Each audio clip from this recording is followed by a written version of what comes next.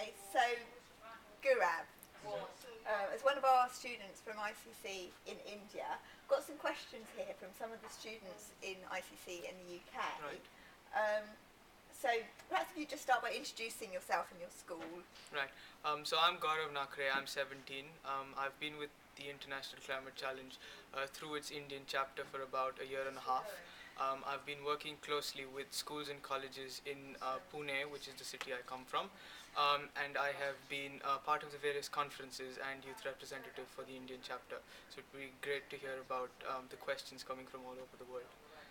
Fantastic. So the first question, climate change has affected our weather for the worse in the UK. How has it affected your weather? Right. Basically, the Indian monsoon is the mainstay for India because India is basically an agricultural country till date, even though it is a developing nation. So we've had erratic monsoons, which tends to not only affect the economy but also the social structure because a large majority are poor farmers who, if they do not get enough agricultural produce, then fall below the poverty line. So we've had erratic monsoons in November when the monsoon season is in August, and that is how we have been, facing an economic breakdown. We've also had melting of glaciers in the Himalayas, which is not only affecting India but also Bangladesh and Myanmar, and also cold waves through the northern plains of India. So I think it has been a drastic effect right through India and also the United Kingdom. Yeah. Okay, thank you. How has climate change affected life in your town? Pune is an upcoming city. It's not a metropolitan city yet, but it's almost there with the IT parks. So with pollution and climate change, what is happening is when it does rain very heavily, and our drainage system is unable to support that because of the way it's been built. Because of the erratic monsoon, we tend to have flooded roads, which brings the public transport system to a halt, which brings commuters a lot of aches and pains in a way. The Indian summers are dreadful, and with hot waves all over the place, with temperatures rising to 39 and 40 degrees, it does restrict the amount I as a student can enjoy my day in a way. So it does affect me as a person, it does affect regular commuters, it does affect the farmers. So basically the whole array of citizens of India. Okay, but in the UK, people have had to change their lifestyle because of climate change. For example, riding bikes to school rather than using cars. How has climate change affected your lifestyle?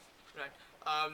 I, as a person, never thought of things, that I could actually make a difference. But that tends to be the only way that we can make a difference. So, for example, plastic bags are banned in Pune, but about 50% of the population still uses them, and they are still sold over the counter for minimal rates, which doesn't really help the legislation. So, telling me personally, telling my family and my friends to use a cloth bag, and creating a kind of ripple effect. Whereby I tell two people, those two people then tell four other people, and try to make it sound cool, which seems to be the in thing amongst youth in India and probably all around the world. So using a cloth bag, cycling to school, carpooling, using the public transport, writing letters to local politicians to improve the public transport. Are some ways whereby as students and as young citizens, we can make the difference in our city because we're not only the future but also the present. What is the biggest concern you have about climate change and why? Um, the problem with climate change is it not only it's one thing that binds us together as a global community, because we might have our endemic differences, but climate change is going to affect each and every country in a different way, and it's going to make hurricanes, tsunamis, and natural disasters more unpredictable. It's going to limit the region. Talking from as a person from India, the agricultural sector, which is the mainstay, the backbone of our economy.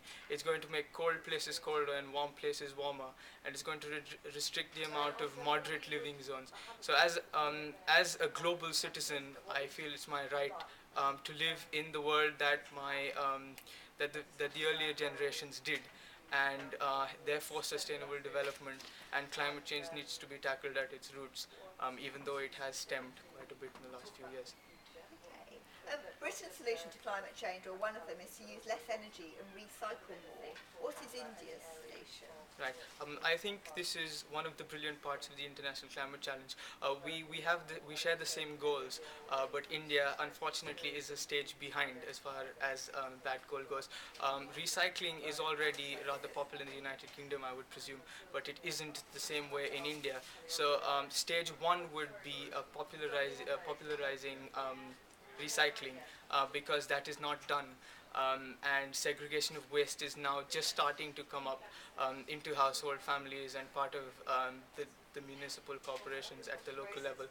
So I think step one, as far as India and my activism goes, is to go out and get the word out and tell as many people as possible that, you know, this is the problem that you're facing, and hey, look, we do have a solution. All you need to do is this, and all you need to do it is every day. You don't need to have a big conference like COP15 and COP16 to change the world. You can actually start right from your household. So that's the way India would look at things: is get to where the United Kingdom is at the moment, and then look for solutions from there. And what has the Indian government done to solve the problem of global warming? Right. The Indian government has taken a series of 5-year plans, which is the nature of implementation in the Indian government, whereby they mark a 5-year limit in which they will take necessary steps. So the steps that have been taken is a series of legislation, and also bringing about CSR, corporate social responsibility, which hasn't been very popular in India. So bringing the big names and the big companies to acknowledge the environmental and social consequences of their actions is something that the Indian government has been looking into. And also awareness drives is part of their campaigning. Unfortunately, in India, legislation hasn't been, our history shows that legislation is always in place, and the constitution is always in place, but the implementation is what falls short. And therefore, you know, I have been, in my personal capacity, urging the local people to make sure that the implementation is what is focused on at this point in time. Okay. And if you were Secretary General of the United Nations, what one change would you introduce to help the world stop climate change? What I would do is look at each country's position at the moment, considering the recession, considering the natural disasters, considering the endemic problems that they face, set up a UN body to look into the regional aspects and the local levels that each country can sustainably reach, and so we do not have a breakdown like COP15 and like the Kyoto Protocol with countries pulling out. So looking at it from a global perspective, if I could use the word glocal perspective, where you look at the local level, each country as a whole, then you build it up to a geographic region, then you look at it as a continent, and then you look at it as a global on the world map. So that was what I would, if I were the Secretary General, I would vouch for a UN decision-making body which would look at things at a holistic perspective. Thank you. And then finally, how do you see the future? I see the future is very bright because we have brilliant projects like the International Climate Challenge happening around us, which gives us a platform to voice our opinions and make sure that they are heard, with the people that matter all around the world. So I hope to be part of the change that is happening in the positive way, and hopefully, our generation can be the fuel to make sure that our future generations lead a better lives than the ones we are facing at the moment. Fantastic. Thank you Cool. very much, Gaurav. Right.